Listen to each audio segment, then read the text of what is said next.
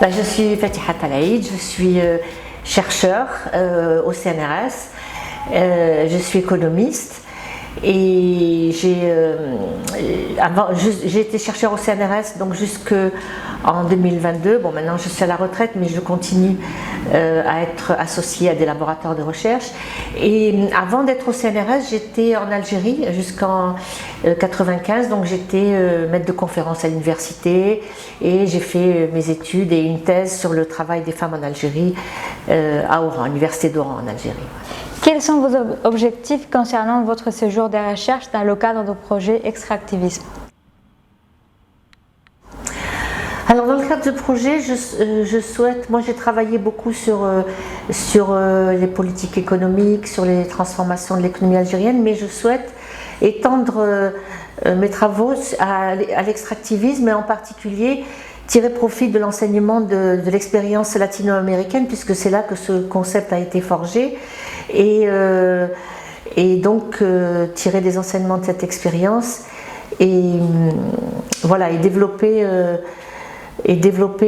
peut-être en même temps dans sa mise en œuvre de voir les particularités des économies du MENA. Voilà. Quels sont selon vous les concepts clés de l'État rentier en tant que modèle de développement socio-économique? Alors justement, moi je suis arrivée à la conclusion que le concept de rente appliqué en tout cas au pays de la région de MENA a donné tout ce qu'il pouvait donner, que c'est un concept qui est usé maintenant. Et moi je m'intéresse aux institutions et notamment dans le cas de l'Algérie, à la colonialité des institutions, et je pense qu'il y a on peut relier aussi l'extractivisme à la colonialité. Voilà. Parfait. Quels sont les principaux défis pour les sociétés et les économies extractives ou États rentiers? Alors, je ne sais pas les principaux défis, mais pour moi, un défi important, c'est justement de produire des connaissances sur ces économies et de sortir des schémas d'analyse qui ne nous permettent pas en fait de connaître bien ces économies et qui nous amènent à avoir des politiques économiques ou des politiques de réforme erronées parce que justement elles s'appuient sur des théories plaquées et des modèles qui ne sont pas en adéquation avec la réalité de ces économies. Comment ces sociétés peuvent, elles, sortir de l'extractivisme?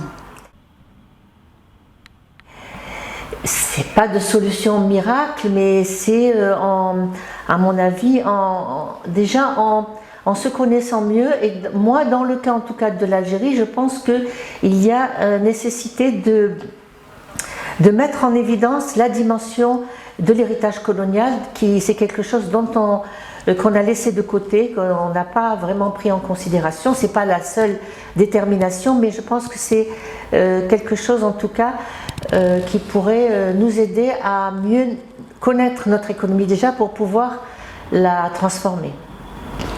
Après votre séjour de recherche, comment comptez-vous poursuivre les idées du projet dans votre travail? Alors essentiellement par des publications, mais aussi en maintenant les échanges et les contacts avec les gens que j'ai rencontrés ici et en développant une sorte de réseau aussi et de nouveaux projets sur ce thème. Quels sont les principaux résultats du projet Extractivisme et comment le projet peut-il contribuer à la société? Alors il me semble qu'un des résultats, ça serait justement de former des doctorants, de former des jeunes à cette problématique et de transmettre ce qu'on connaît, ce qu'on sait.